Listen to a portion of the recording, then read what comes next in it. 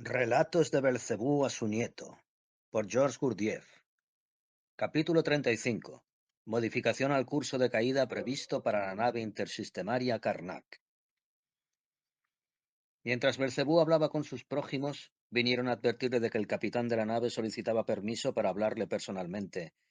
Apenas Belcebú accedió, el capitán entró, se volvió hacia él, lo saludó respetuosamente y le dijo: Alta reverencia. Al comienzo de nuestro viaje, usted se dignó decirnos que quizá decidiría, al regreso, detenerse en el santo planeta del Purgatorio para ver allí a la familia de su hijo Tuilán. Si esa es realmente su intención, sería bueno que usted me diera la orden enseguida, pues atravesaremos muy pronto el sistema solar Halmiani, y si para atravesarlo no modificamos desde ahora la orientación de nuestra nave, aumentaremos en mucho la duración de su caída. Sí, mi querido capitán, respondió Belcebú, no estaría mal pasar por ese santo planeta. Quién sabe si tendré de nuevo una ocasión tan favorable de ir allá y ver a la familia de mi querido hijo Tuilán.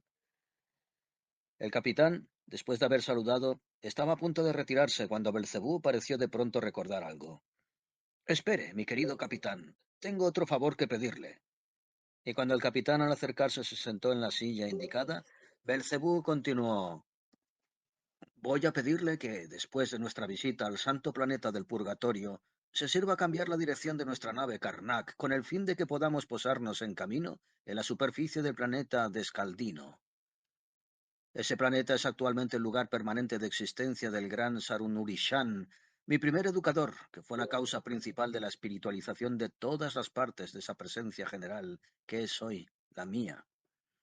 Y me habría gustado, antes de volver al lugar de mi advenimiento, aprovechar la circunstancia, como ya he hecho en otra ocasión, para caer a los pies del primer creador de mi esencia verdadera, tanto más cuanto que, al regresar hoy de mi última conferencia, personalmente se me hace aparente, como también a la mayoría de los individuos que se acercan a mí, que el funcionamiento de cada una de las partes espiritualizadas de mi presencia general actual es plenamente satisfactorio, y eso hace surgir en mí un impulso seral inextinguible de profundo reconocimiento hacia el gran Sarunurishan. Sé muy bien, mi querido capitán, que no le doy con esto una tarea muy fácil, pues ya he sido testigo de las dificultades que hay para satisfacer tal pedido, cuando antes de descender al planeta Karataz, lugar de mi advenimiento, a donde regresábamos tras la gracia que me había sido concedida, quise ir por primera vez al planeta Descaldino, y el capitán de la nave intersistemaria omnipresente, que a ello había consentido, comenzó a orientar la caída de la nave en dirección a la atmósfera de ese planeta. Superando a duras penas todas las dificultades, pudo sin embargo cumplir lo que yo le había pedido, dándome así la posibilidad, antes de regresar a mi patria, de ir al planeta de Escaldino, y de tener la dicha de saludar allí al creador de mi esencia será actual, el gran Sarunurishan, y de recibir allí lo que para mí era más querido y más precioso, su bendición de creador. A ese pedido de Belcebú, el capitán de la nave Karnak respondió: A sus órdenes, alta reverencia. Pensaré en los medios de satisfacer su deseo. Ignoro qué obstáculos encontró el capitán de la nave omnipresente, pero en línea directa entre el santo planeta del Purgatorio y el planeta de Escaldino, encontraremos un sistema solar llamado Salzmanino, que encierra numerosas concentraciones cósmicas destinadas, con miras al proceso general trogoautoegocrático, a la transformación y a la radiación de la sustancia Cilnotrago. Por consiguiente, nuestra nave Karnak tendrá dificultades para proseguir su caída en línea recta a través de ese sistema. En todo caso, de una manera u otra, me esforzaré, alta reverencia, por satisfacer el deseo que usted ha expresado. Dicho esto, el capitán se levantó, saludó respetuosamente a Belcebú y se retiró. Al retirarse, el capitán del lugar en que Belcebú conversaba con sus prójimos, su nieto Jasín corrió hacia él. Se sentó como de costumbre a sus pies y en tono acariciador le pidió que prosiguiera su relato acerca de lo que le había sucedido después de su viaje a la capital de la gran comunidad de los seres del planeta Tierra, capital llamada entonces San Petersburgo. Capítulo 36. Una nadería más sobre los alemanes. Desde San Petersburgo, dijo Belcebú, fui primero a los países escandinavos, después de lo cual me fijé en el centro principal del importante grupo de seres de la Europa actual, que se llama Alemania. Dicho esto, Belcebú acarició la cabeza rizada de Hassin. Luego, con una sonrisa maliciosa, pero llena de bondad, continuó. Esta vez, hijo mío, como quiero comunicarte ciertas nociones de la extrañeza de los seres tricerebrales pertenecientes a esa comunidad de la Europa actual, renunciaré a mi hábito de entrar en toda suerte de detalles para iniciarte en mis conocimientos y te plantearé un problema. Al aplicarte a resolverlo, comprenderás a fondo el carácter específico del psiquismo de los seres de ese grupo europeo actual y será para tu pensar activo un ejercicio ideal.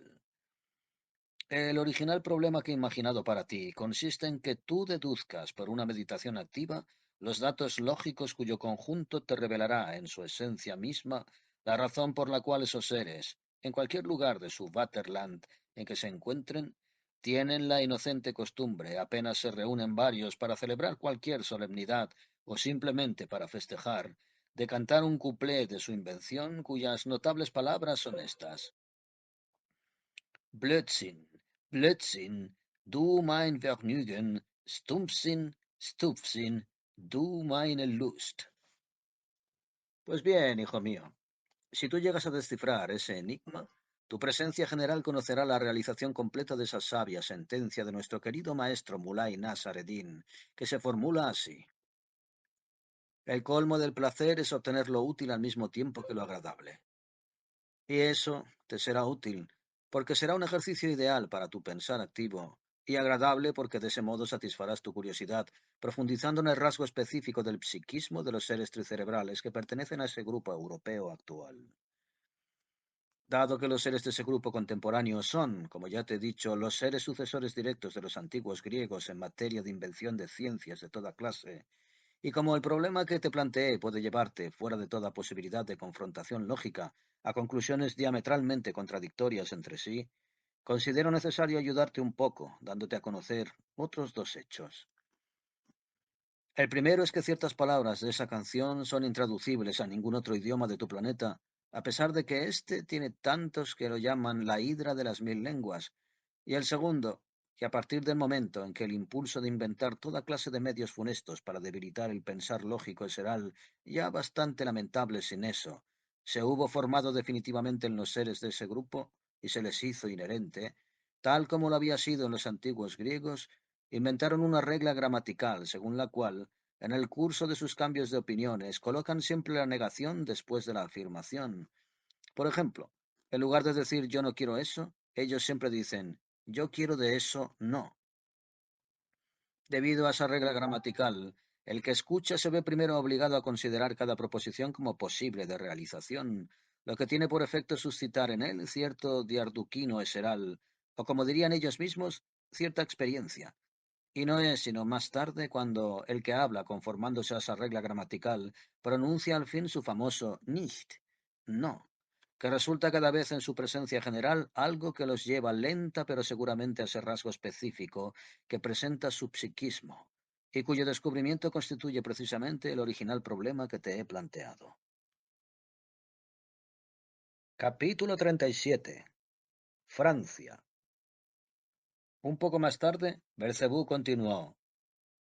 Después de Alemania, mi existencia en el continente de Europa prosiguió durante algún tiempo entre los seres de la comunidad llamada Italia, y después de Italia en esa comunidad que se había convertido para los seres de Rusia en la fuente alimentadora de ese vicio, fijado en el curso de los últimos siglos en el proceso anormal de existencia ordinaria de los seres terrestres tricerebrales y que se llama sugestibilidad.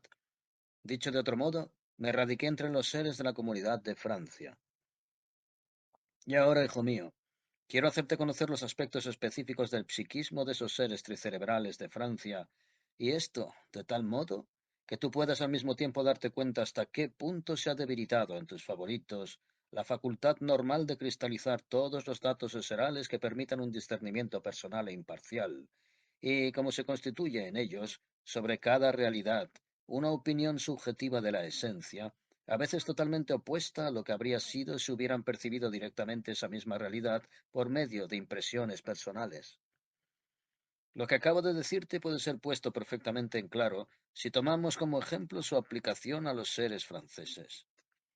El hecho es que hoy día, en los seres de todos los grupos del continente de Europa, donde se concentra lo que ellos llaman su cultura, así como también en los de todos los demás continentes, Se cristalizan infaliblemente desde el comienzo de su formación como seres responsables ciertos datos sobre los que se funda su representación de la individualidad de esos franceses y que engendran en ellos la idea bien arraigada de que de todos sus semejantes en el planeta Tierra, esos franceses son, según su expresión, los más licenciosos y los más libertinos. Antes de que yo escogiera la Comunidad de Francia como lugar de existencia permanente, se había constituido ya en mi propia presencia, una representación análoga, porque al haber estado en muchas partes entre los seres de diversos grupos que pueblan la superficie de tu planeta, los había oído a menudo emitir en la conversación tal opinión sobre los seres franceses. Había visitado, sin embargo, más de una vez, como te dije ya, esa comunidad de Francia, pero no les había prestado especial atención en el curso de esos viajes a las particularidades del psiquismo de esos seres, ni tampoco a la opinión que de ellos se tenían casi todas las demás comunidades de allá.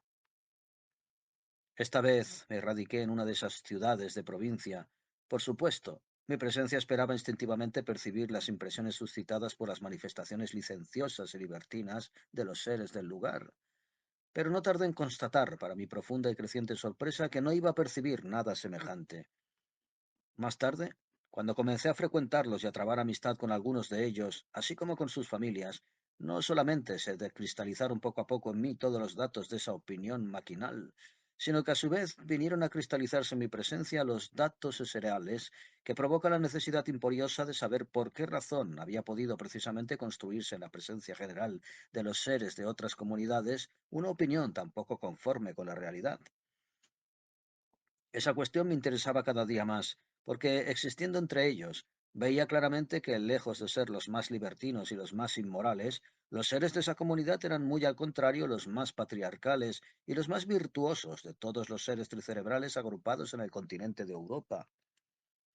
Me puse a hacer entonces observaciones especiales y a recoger las informaciones requeridas con el fin de elucidar las razones de ese equívoco de tus favoritos contemporáneos. Mientras estuve en esa ciudad de provincia, no pude aclarar nada en absoluto. Pero más tarde, cuando fui a la capital de esos seres franceses, desde el primer día, las causas principales de ese malentendido se hicieron poco a poco claras a mi razón. Para descubrir esas causas, me apoyé en mis observaciones y en mi juicio imparcial, así como en los hechos siguientes. Tras llegar a la capital llamada París, que dicho sea de paso, se había convertido ya en, en las cristalizaciones logicnesterianas de los seres tricerebrales de todos los continentes, en el centro mismo de su cultura imaginaria, tales como en su tiempo para los seres de épocas pasadas lo habían sido las ciudades de Samlios, Kurkalai, Babilonia y otros lugares, me dirigí directamente de la estación a un hotel que me habían recomendado unos amigos de Berlín.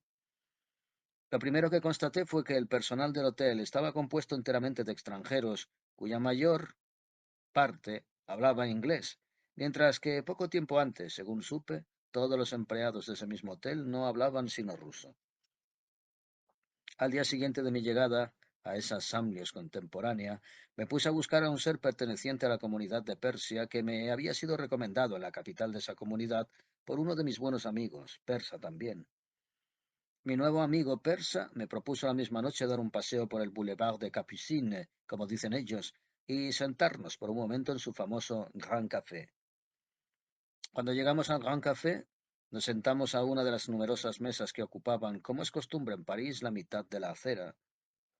Como ya te he dicho, un café para los seres del continente de Europa representa lo mismo que un chaihané para los del continente de Asia.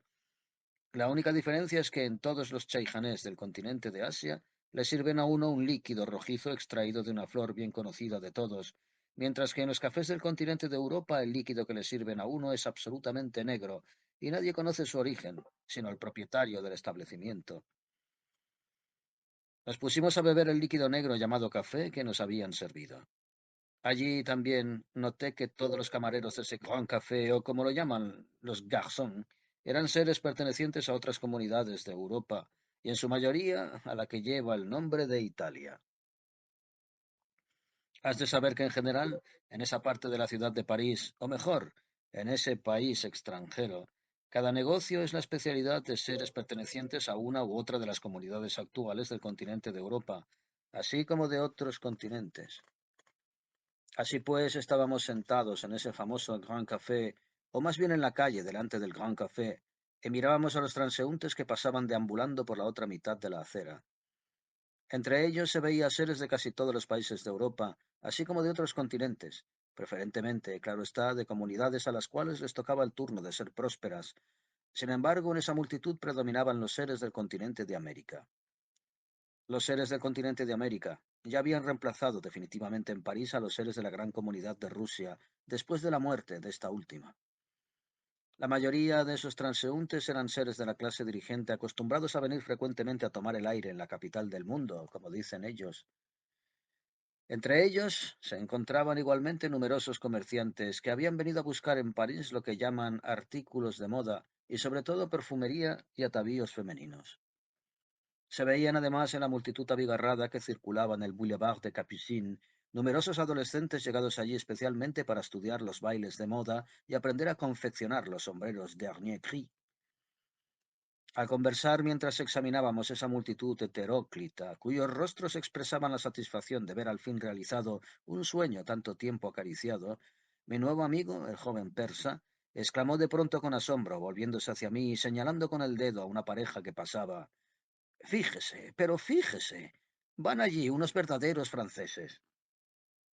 Miré, y vi que en efecto esa pareja se parecía enormemente a los seres franceses que yo había visto en las ciudades de provincia.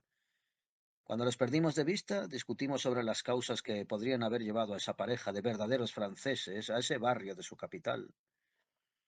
Después de diversas suposiciones, ambos convinimos en la idea de que esos franceses vivían probablemente en los suburbios del verdadero París y habían ido a casa de unos parientes que habitaban en una parte de ese París situada justo en el lado opuesto para celebrar allí alguna solemnidad familiar. A ojos vista, debieron beber un poco más de la cuenta en esa celebración familiar, y terminada la fiesta, ligeramente ebrios, no habían querido hacer un desvío para volver a su casa y decidieron tomar el camino más directo. Y ese camino directo pasaba precisamente delante del Grand Café. Quizá era esa la única razón por la que esos verdaderos franceses se encontraban en ese barrio de París. Mientras charlábamos, no dejamos de observar las ideas y las venidas de los transeúntes emperifollados a la muy última moda. La mayoría de ellos exhibían las últimas creaciones de la moda, pero se veía claro que su vestimenta acababa de ser comprada, la víspera o el mismo día, y observando de cerca sus rostros para ver cómo hacían juego con sus vestidos, uno podía convencerse sin lugar a dudas de que en su tierra, en el proceso ordinario de su existencia, apenas si tenían los medios de vestirse tan ricamente y de sentirse casi a sus anchas. Pronto, entre esos príncipes extranjeros de paso, como algunos indígenas los llaman, pululó toda clase de profesionales de ambos sexos, extranjeros también ellos, pero ya perfectamente aclimatados en ese barrio de París. Mi joven persa me propuso entonces servirme de cicerone parisiense y llevarme a los lugares de mala fama de la ciudad para ver allí el libertinaje francés. Acepté y dejamos el Grand Café para dirigirnos a una casa pública situada no lejos de allí. Supe que el propietario de ese notable establecimiento era un judío español. En los salones de la casa se encontraban muchas mujeres. Las había polacas, vienesas, judías, italianas y hasta dos negras. Me habría gustado ver qué aspecto podría tener una verdadera mujer francesa en ese medio, pero por mis preguntas supe que no había ni una sola verdadera francesa en todo el establecimiento. Abandonando, pues, esa casa pública, regresamos al bulevar mientras paseábamos observábamos la multitud abigarrada de paseantes. Nos cruzamos a nuestro paso con numerosos seres de sexo femenino que traicionaban con signos evidentes el objeto de sus búsquedas nocturnas por esos bulevares. Todas esas mujeres pertenecían a las nacionalidades ya enumeradas, y a otras más. Las había allí suecas, inglesas, rusas, españolas, moldavas, mas, por así decir, no había ni una sola verdadera francesa.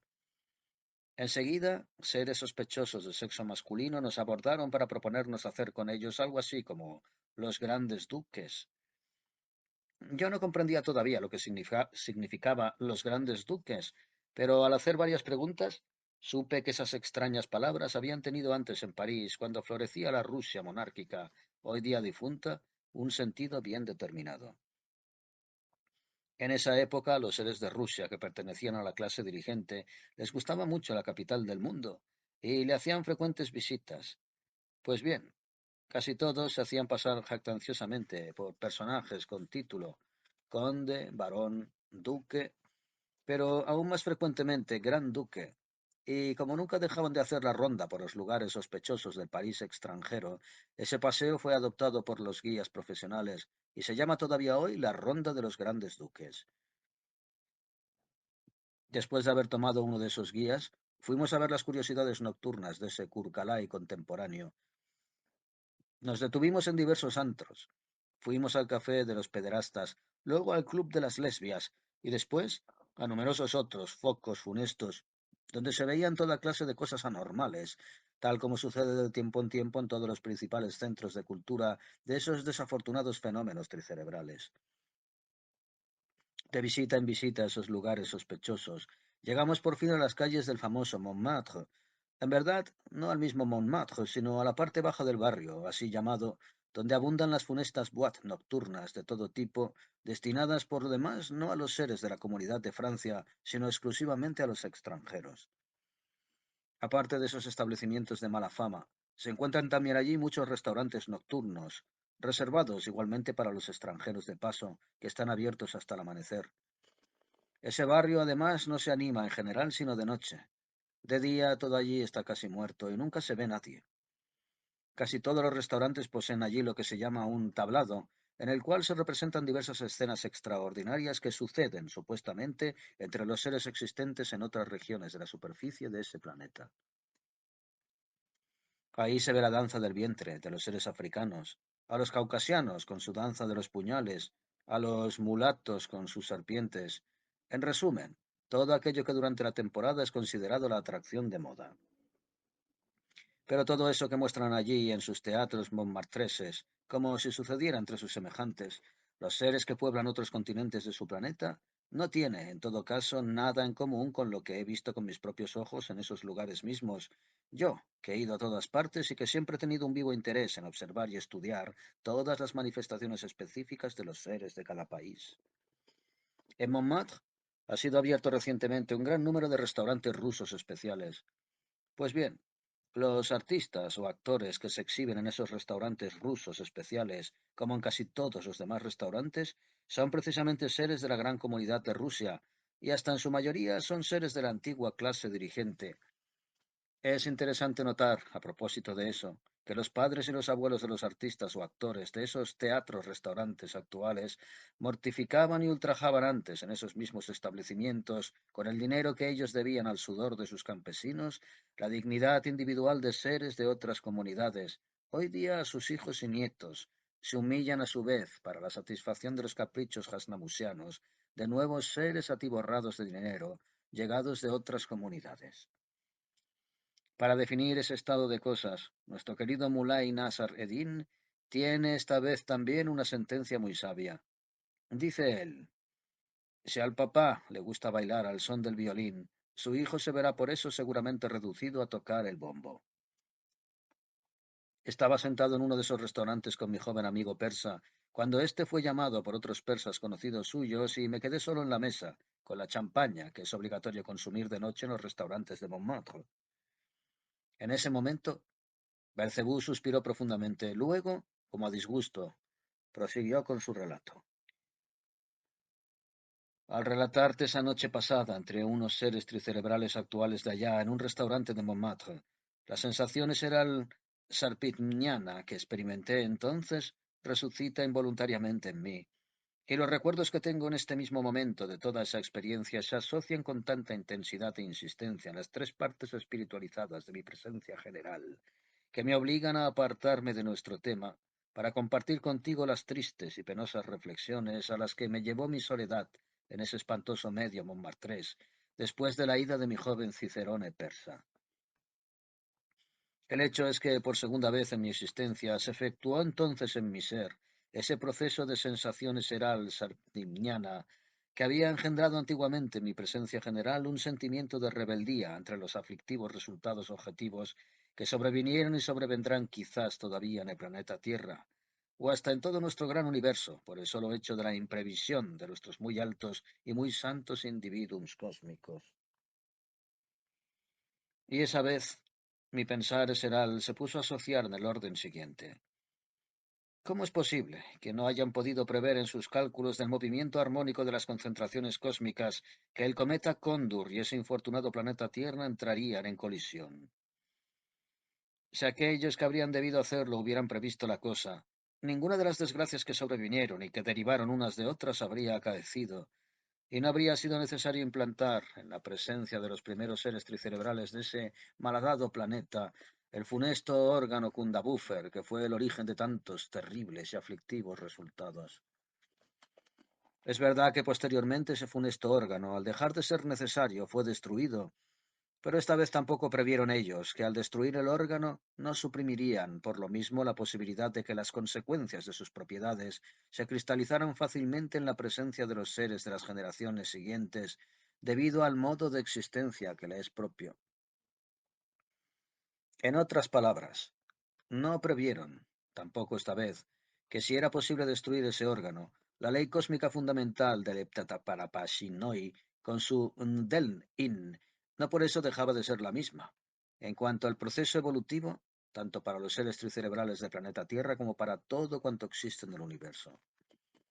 Y es más particularmente a esta segunda imprevisión, casi criminal, que se debe la terrible situación en que se encuentran los seres tricerebrales de aquí, en el sentido de que, por una parte, su presencia general encierra, como la de todos los seres tricerebrales de nuestro gran universo, todas las posibilidades requeridas para el revestimiento de los cuerpos eserales superiores, y que, por otra parte, les es casi imposible, debido a la cristalización que se les ha vuelto innata de las diversas consecuencias de las propiedades del órgano Kundabuffer, llevar hasta el grado requerido el perfeccionamiento de esas partes superiores sagradas que se revisten en ellos, ya que, según las leyes cósmicas fundamentales, tales formaciones como las partes eserales superiores, que se revisten en la presencia de los seres tricerebrales, no están sujetas a descomposición en los planetas, y que, por el contrario, el cuerpo planetario de los seres no puede existir eternamente y debe sufrir inevitablemente a su tiempo el proceso de rascuarno sagrado.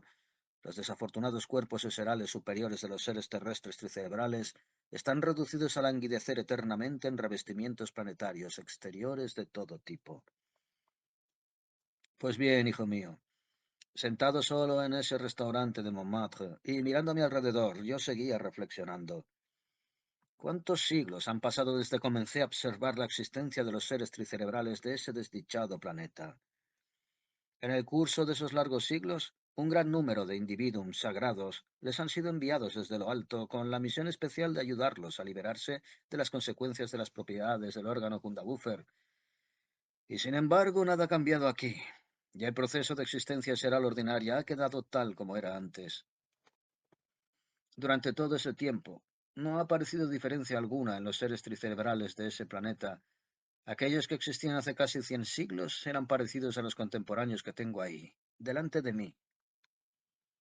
Los seres sentados en ese restaurante de Montmartre no son los mismos y no se comportan de manera tan indigna como los seres de la ciudad de Samblios en el continente Atlántida, ciudad que era considerada por todos los seres tricerebrales de la época como la fuente y el lugar de concentración de los resultados adquiridos en el sentido de perfeccionamiento de la razón, o como su principal centro de cultura, como se diría hoy, y a donde iba yo a sentarme a veces en sus restaurantes de entonces, llamados Sakrupiakis, con los vividores de ese tiempo. Después del desastre de la Atlántida, transcurrieron numerosos siglos. Los seres tricerebrales se multiplicaron considerablemente.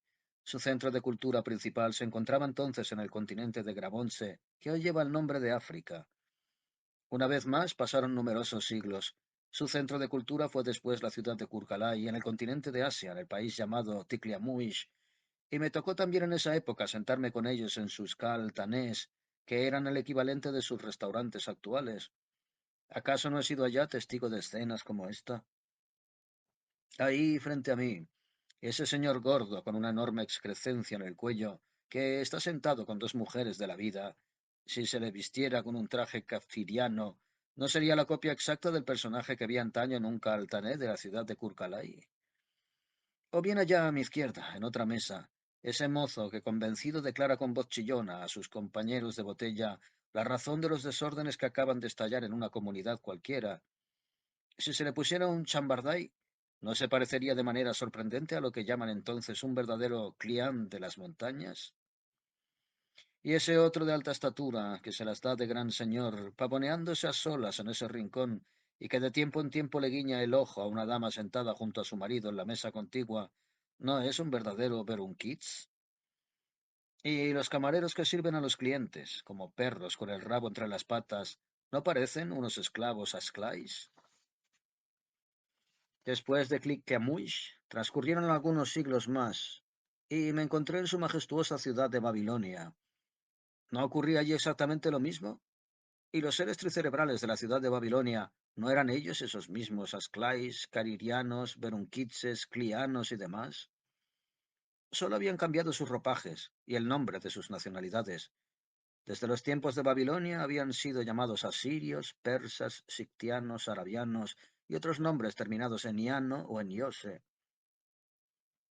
Sí, y después de tantos siglos, me encuentro de nuevo en lo que hoy día es su centro de cultura, la ciudad de París, y siempre es lo mismo. Gritos, ruido, risas, insultos, como en Babilonia, como en Kurkalay y hasta en Samlios, su primer centro de cultura. Los seres actuales no se reúnen para pasar el tiempo de manera indigna de seres tricéntricos, como lo han hecho los seres de todos los períodos pasados en ese desafortunado planeta. Durante todo el tiempo en que observé a esos desdichados, no solo pueblos enteros y numerosos centros de cultura desaparecieron sin dejar rastro, sino que las mismas tierras en las cuales ellos existían fueron totalmente modificadas o desaparecieron ellas también de la faz de ese infortunado planeta, como le sucedió al continente Atlántida. Después de Samlios, establecieron su nuevo centro en el continente del Grabonse. Allá también, ¿no se extinguieron los pueblos del mismo modo? Y si el continente mismo no se hundió, el emplazamiento del centro fue recubierto de tal modo por las arenas que no queda allí hoy más que un desierto, conocido con el nombre de Sáhara. De nuevo, pasaron los siglos. Su centro se constituyó en Tikliamuish. ¿Qué queda de él, sino el desierto llamado en nuestros días las Arenas Negras? Puede ser que algún pueblo antaño célebre se haya salvado entonces, pero hoy día, en su milésima generación, vegeta en cualquier parte la más completa nulidad, no lejos del lugar que otrora habitara. Los siglos sucedieron a los siglos. Yo vi su centro de Babilonia. ¿Qué ha quedado de él, de esa Babilonia realmente grande? Un puñado de piedras sobre el emplazamiento de la ciudad, y en cuanto a los grandes pueblos de otros tiempos, no queda de ellos más que algunos sobrevivientes considerados completamente insignificantes por sus contemporáneos. ¿Y qué sobrevendrá a su centro de cultura actual, la ciudad de París, y a los pueblos hoy día poderosos que gravitan a su alrededor, tales como los franceses, alemanes, ingleses, holandeses, italianos, americanos, y así sucesivamente? Los siglos por venir lo mostrarán. Mientras tanto, una sola cosa es segura. Esos desventurados gérmenes de cuerpos eserales superiores que habían aparecido y que aparecen todavía en algunos seres terrestres tricerebrales, están condenados, como ya te he dicho, a languidecer y languidecer en la presencia de formaciones anormales de toda suerte, formaciones que se le ha hecho propio a ese desafortunado planeta Tierra elaborar por causa de las consecuencias no conformes a las leyes debidas a la imprevisión de algunos de nuestros muy grandes y muy santos individuos cósmicos. Me encontraba todavía absorbido en esas reflexiones, tan tristes para mi esencia, cuando mi nuevo amigo, el joven persa, regresó. Al cabo de algún rato, al volverse demasiado ruidoso y sofocante el lugar, decidimos salir e ir a otro restaurante de Montmartre. Pero cuando nos levantábamos para salir, los seres del pequeño grupo sentado en la mesa contigua, al habernos oído discutir sobre el lugar a donde queríamos ir, nos dirigieron la palabra, invitándonos a sentarnos un momento a su mesa antes de ir con ellos al nuevo restaurante. Solo nos pidieron que esperásemos a uno de sus amigos. Nuestros nuevos conocidos eran seres del continente de América. Aunque el ambiente era cada vez más desagradable y el tumulto de las voces embriagadas aumentaba, aceptamos primero esperar a su camarada, pero al armarse un escándalo en un rincón del restaurante salimos rápidamente sin esos americanos. El escándalo de que acabo de hablar había surgido porque un ser acababa de lanzar a la cabeza de uno de sus convidados una botella de champaña, y eso muy simplemente porque éste rehusaba beber a la salud del primer ministro de algún gobierno, pues quería a toda costa beber a la salud del sultán de Tugurt. Uno de los americanos, que tampoco quería esperar más, nos acompañó al nuevo restaurante. Al conocerlo más de cerca, ese ser tricerebral nos pareció muy alegre, observador y locuaz. A todo lo largo del camino y luego en el nuevo restaurante, no dejó de hablar y de hacernos reír. Nos divertía sobre todo con sus observaciones hábiles y penetrantes del aspecto cómico de los transeúntes y de los clientes del restaurante. Al preguntarle, supe que ese americano era propietario de una gran escuela de bailes modernos en París. Por todo lo que me dijo de su negocio, supe que los alumnos de su escuela eran exclusivamente americanos, que iban allí ante todo a aprender el nuevo baile favorito, el foxtrot. Supe también que ese foxtrot era de origen puramente americano y que sobre todo era en América donde hacía furor. Por eso, mientras escogíamos juntos una nueva marca de champaña, al haber dejado de parlotear ese alegre americano por un instante, le pregunté: dígame, por favor, querido mister, ¿por qué en esas condiciones no ha abierto usted su escuela allá en América en vez de abrirla aquí, en la ciudad de París, tan lejos de su patria y del lugar de origen de ese beneficioso foxtrot? ¿Cómo? ¿Cómo? Exclamó él con tono de sincera sorpresa. Sepa usted que tengo una familia grande. Si hubiera abierto la escuela en mi patria, no solamente todos los míos morirían de hambre, sino que yo ni sacaría de ella con qué alquilar un húmedo local neoyorquino para abrigarnos, en caso de mal tiempo, de los vientos helados de allá. Aquí, al contrario, en la ciudad de París, que nuestro creador sea por ello loado, hay tantos aficionados como se quiera para aprender ese foxtrot y para pagar sin regatear.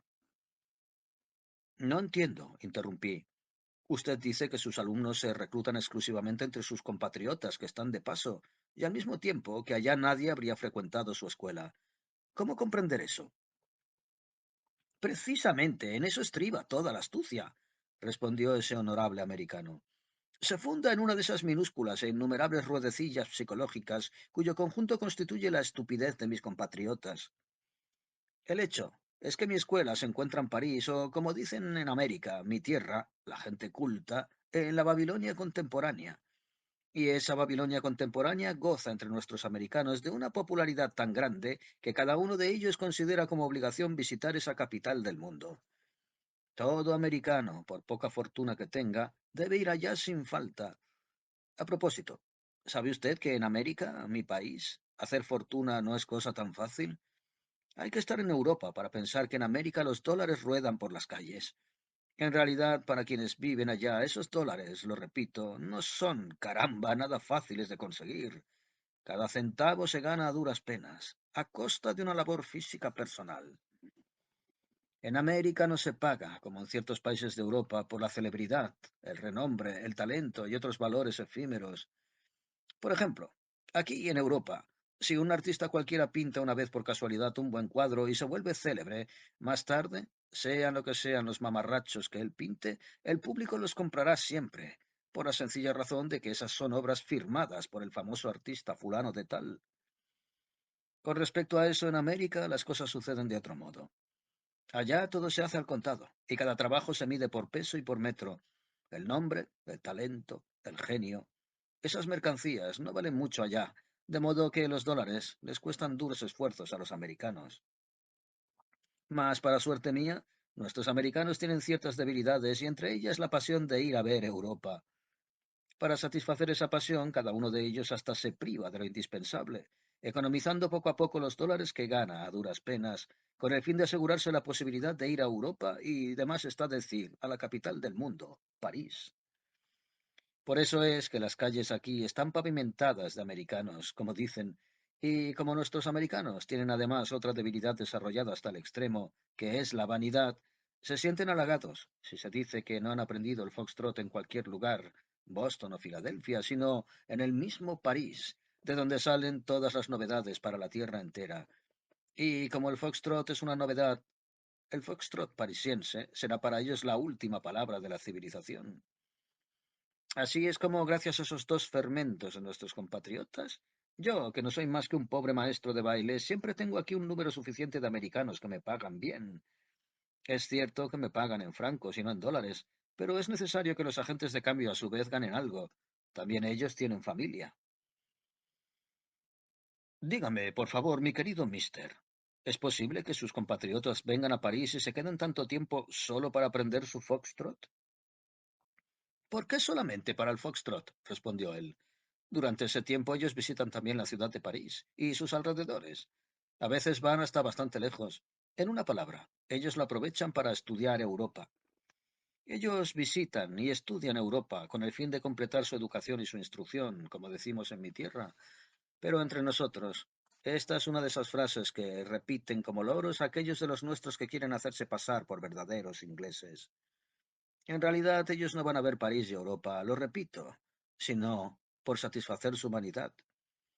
No viajan para adquirir más saber e informaciones, sino con el único fin de poder decir bien alto más tarde, al conversar con sus amigos y conocidos, yo fui a Europa y allí he visto esto, eso y aquello. Pero, ¿sabe usted cómo mis queridos compatriotas visitan y estudian Europa? ¿No? Pues escuche. Aquí en Europa, cada ciudad grande posee una sucursal de un establecimiento llamada Cook and Son, que responde muy bien a esa clase de necesidad. Por supuesto, existe también una de esas sucursales en París.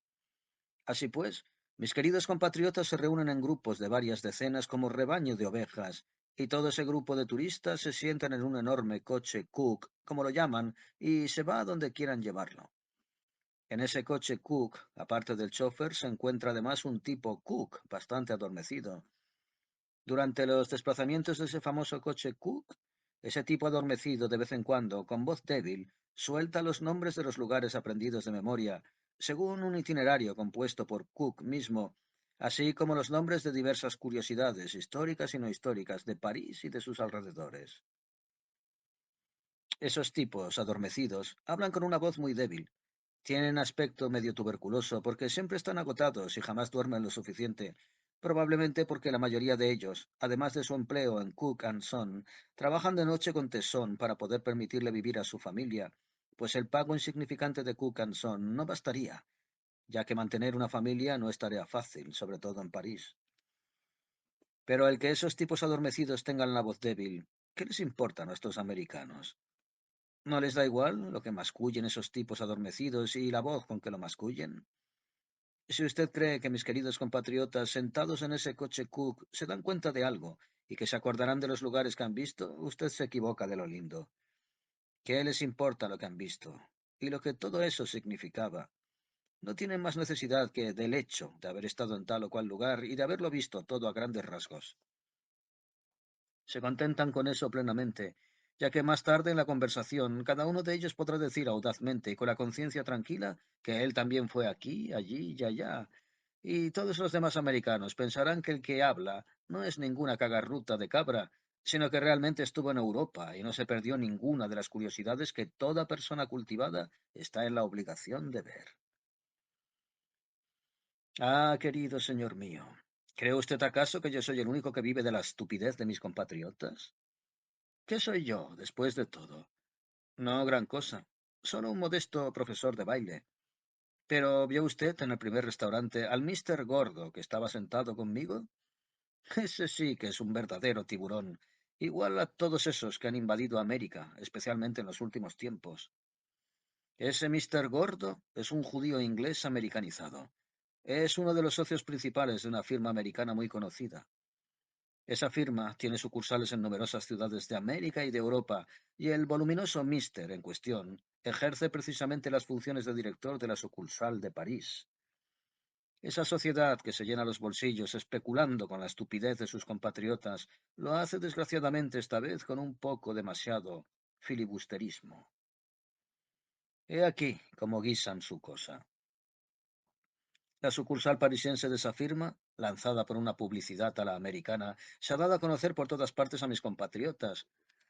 Una gran cantidad entre ellos, impulsada a eso además por su vanidad y por otras debilidades que, dicho sea de paso, les son muy particulares, encargan regularmente sus toilettes a la sucursal de aquí, y esta sucursal les envía de la capital del mundo los verdaderos modelos de París. Y todo esto se hace muy honradamente, conforme a todas las leyes del comercio moderno, a base de aritmética griega y de alta estrategia contable. En cuanto al aspecto más íntimo del comercio de esa seria firma, fundada por diversos de nuestros tiburones, Hay que ver cómo dichos tiburones embaucan a todos para colmar sus grandes bolsillos. Así, cuando la sucursal de París recibe de primera mano una orden de una de sus clientes americanas, esa orden es directamente enviada a la sucursal alemana. En Alemania, donde la mercancía y el trabajo salen mucho menos caros que en Francia, dicha sucursal ejecuta muy suavemente y muy tranquilamente ese encargo, de acuerdo con todas las exigencias de la moda de París, después de lo cual pega gentilmente sobre la mercancía la etiqueta de París y la remite por mar vía Hamburgo directamente a la sucursal de Nueva York, que la entrega a su cliente. Y ésta se regocija y se enorgullece de llevar al día siguiente no cualquier cosa, sino una verdadera toilette hecha en París y a la ultimísima moda. Lo más interesante del cuento es que nadie sale perjudicado en los asuntos de comisión de esa firma. Muy al contrario. Todo está allí combinado de lo mejor para facilidad y provecho de cada quien. Hasta los franceses, esos huéspedes de la capital del mundo, ganan algo en ese comercio. Pero a decir verdad, solo en cuanto al provecho que sacan de los sellos de correo que la sucursal de París está obligada a pagar en su correspondencia. Como ve usted, todo el mundo está contento. Todo el mundo está satisfecho y hasta repleto. Y lo que es más, resulta así justificado un axioma económico-político, discutido de más, según el cual, sin intercambios internacionales, los estados no podrían existir. ¿Y qué soy yo al lado de ellos? Nada más que un modestísimo profesor de baile.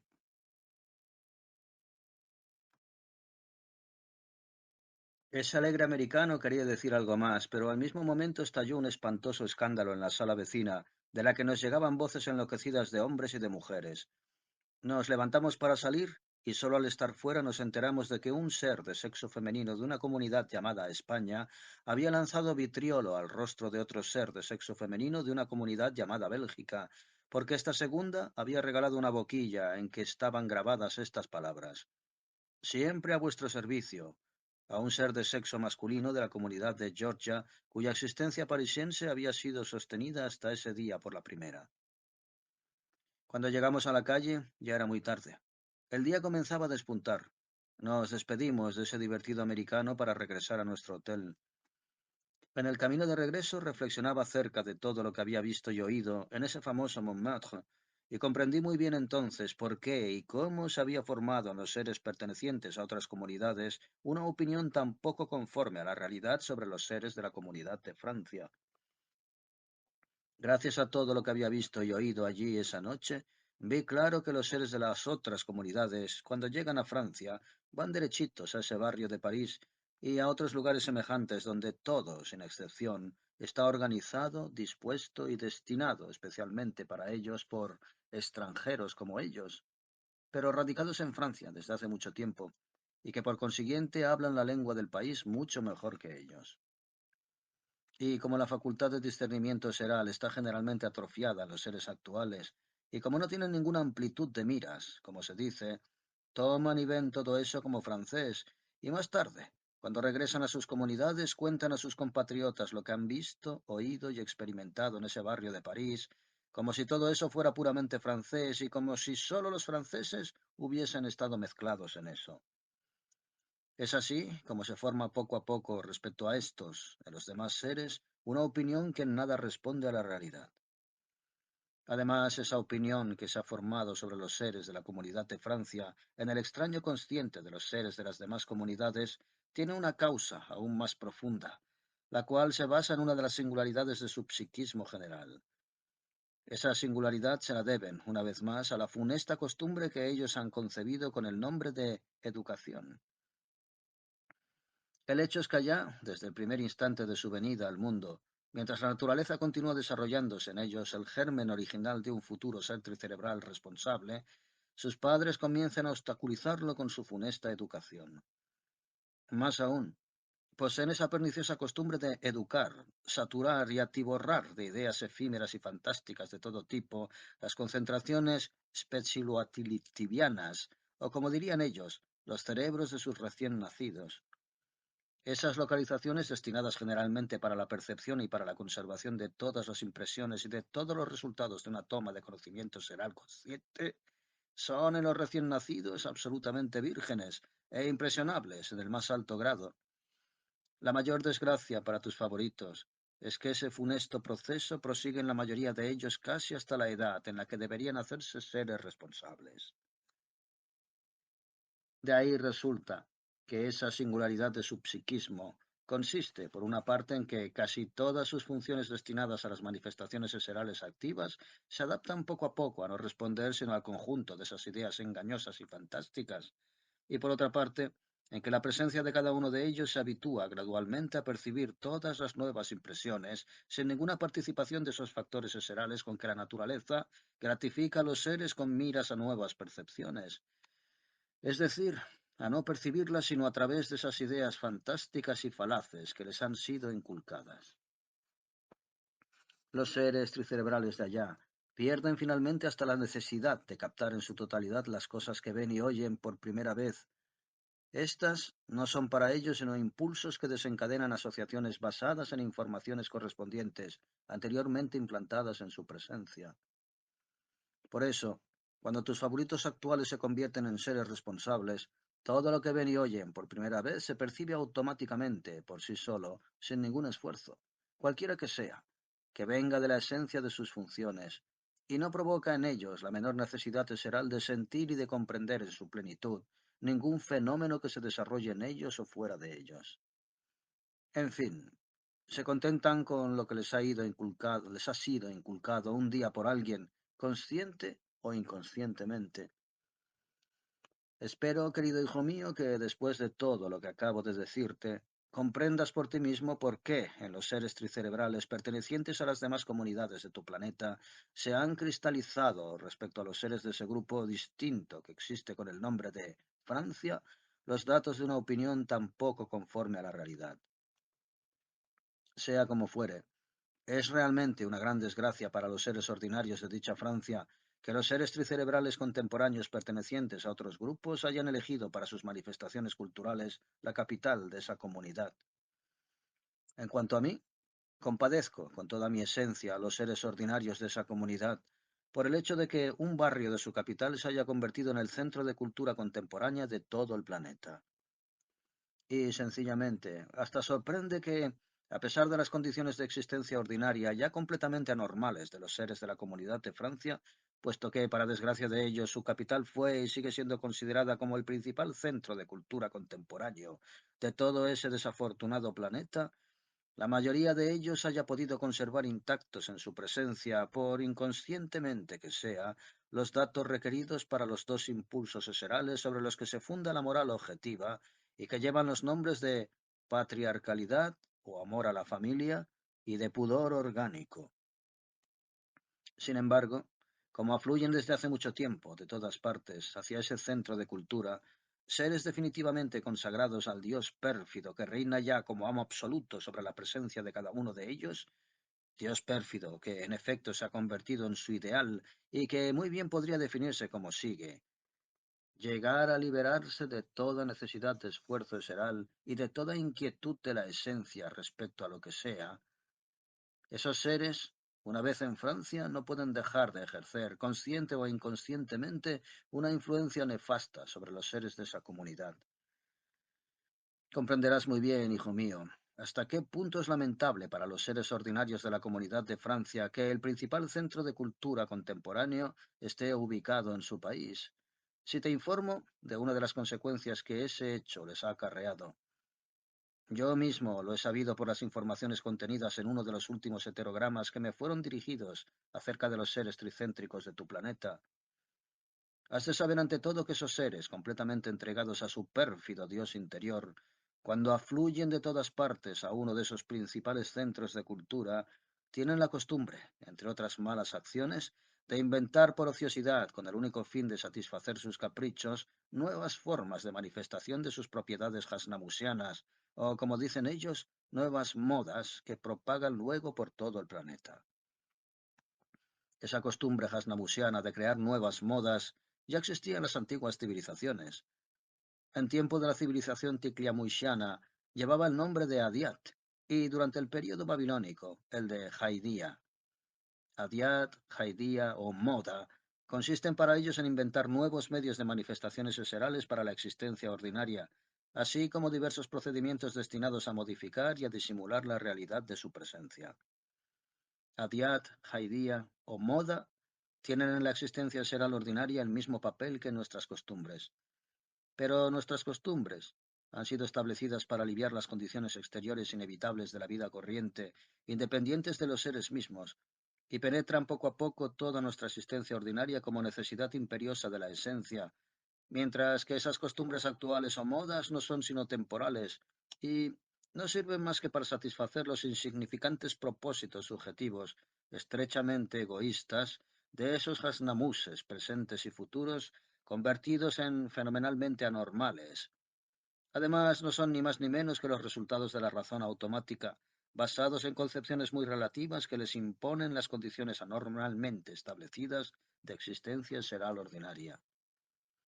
Ahora bien, hace casi medio siglo en esa ciudad de París, ciertos candidatos hasnamuses idearon para los seres de sexo femenino de allá el llevar el pelo corto, e hicieron gran alboroto para difundir su funesta invención gracias a unos medios y unos procedimientos ya sólidamente probados entre ellos.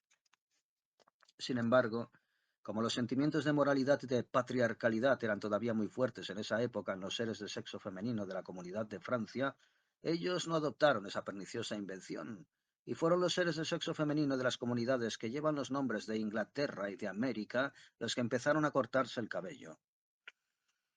Al privarse así deliberadamente de una parte de ellas mismas, adaptada por la gran naturaleza con miras a cierto intercambio de sustancias cósmicas, los seres femeninos de esas comunidades forzaron a la naturaleza a reaccionar, suscitando resultados correspondientes, que en el futuro no dejarán de tomar cierta forma, análogas a las que han surgido ya dos veces en este planeta. La primera vez en el país de Yuneano, hoy Kafiristán, donde aparecieron lo que se llama las Amazonas, y la segunda vez en la Grecia antigua, donde se fundó la religión de la poetisa Safo. Mientras tanto, en esas dos comunidades actuales, la comunidad de Inglaterra y la de América, el saqueo del cabello de los seres femeninos engendró en la primera las suffragettes y en la segunda lo que llaman la Christian Science y los clubes teosóficos. Además, cuando esa moda hasnamusiana del pelo corto se difundió por todas partes, se observó, como supe por un heterograma que me fue dirigido, un recrudecimiento proporcional de lo que llaman las enfermedades femeninas, o sea, diversas formas de inflamaciones de los órganos sexuales, tales como vaginitis, ovaritis, así como de los fibromas y del cáncer.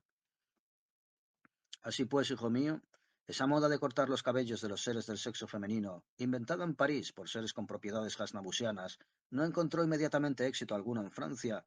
Sin embargo, como su capital se había convertido en lugar de reunión de los seres de todos los países dotados de esas mismas propiedades, estos que persistían en propagar esa funesta invención lograron su fin, y los seres de sexo femenino de Francia empezaron a su vez a cortarse el pelo.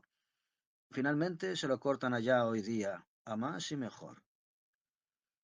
En el heterograma en cuestión me comunicaban además que en las peluquerías parisienses hacían cola las mujeres para tomar cita, tal como se hacía también recientemente en la comunidad de Rusia si uno quería inscribirse para la distribución de la harina americana.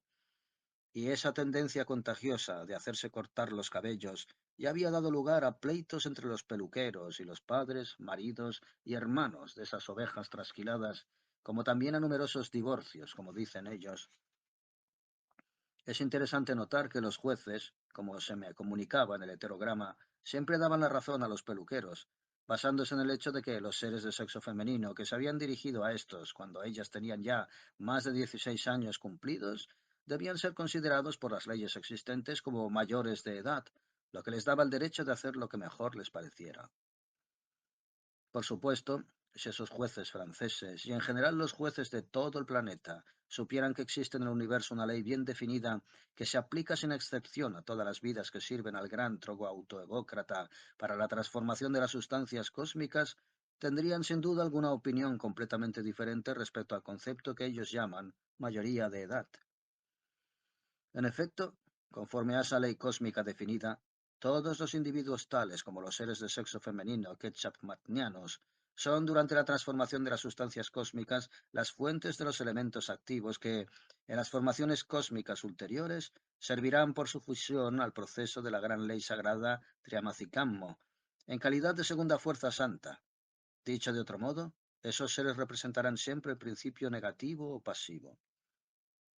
Ahora bien, según la ley cósmica de que estoy hablando, esas fuentes destinadas a la transformación de los elementos activos que sirven de principio pasivo jamás están en libertad de tener manifestaciones independientes, sean cuales sean. Solo pueden gozar de esa independencia las fuentes destinadas a la transformación de los elementos activos que deben servir de santa afirmación o de principio activo al triamacicamo sagrado. Así pues, las fuentes que sirven de principio pasivo no pueden ser responsables de sus manifestaciones. Dicho de otro modo, ellas no pueden ser mayores.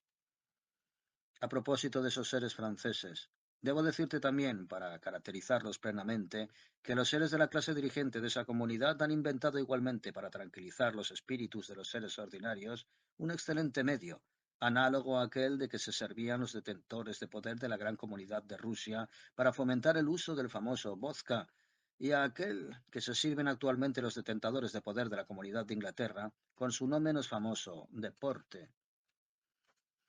Sin embargo, hay que reconocer que si los detentores de poder de la Comunidad de Francia aplican también ellos con fines egoístas y con gran éxito ese excelente medio, este, dicho sin reprochárselo a los detentadores de poder de las comunidades de Inglaterra y de Rusia, no hace, por así decirlo, ningún daño a los cuerpos planetarios de los seres ordinarios.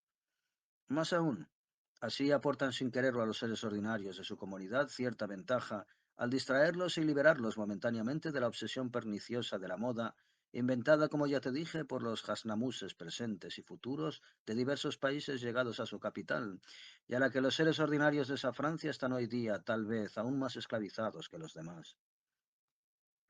A ese excelente medio le dan el nombre de feria actualmente.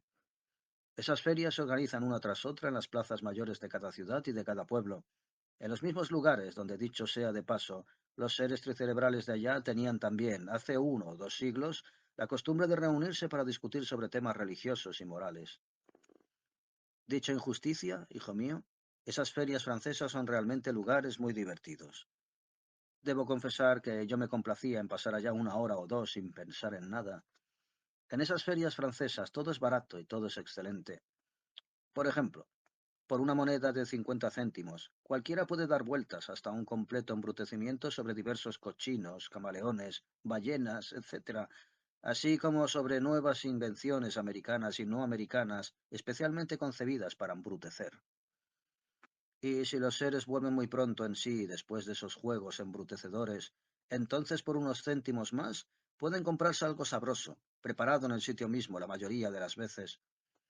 Lo cierto es que tras esas golosinas, esos seres sienten a veces el estómago revuelto, pero ¿qué es eso comparado con el placer que en ello encuentran? Y en caso de que uno de esos seres de allá quiera probar su suerte, como dicen ellos, puede allí mismo satisfacer su placer con otra moneda de 50 céntimos y probar su suerte en todas las formas, ya sea jugador profesional o deportista, pues esas famosas ferias francesas ofrecen todas las clases de atracciones existentes en la Tierra, incluso juegos de envite y azar, desde la ruleta de Monte Carlo hasta el póker de ases de Sopot.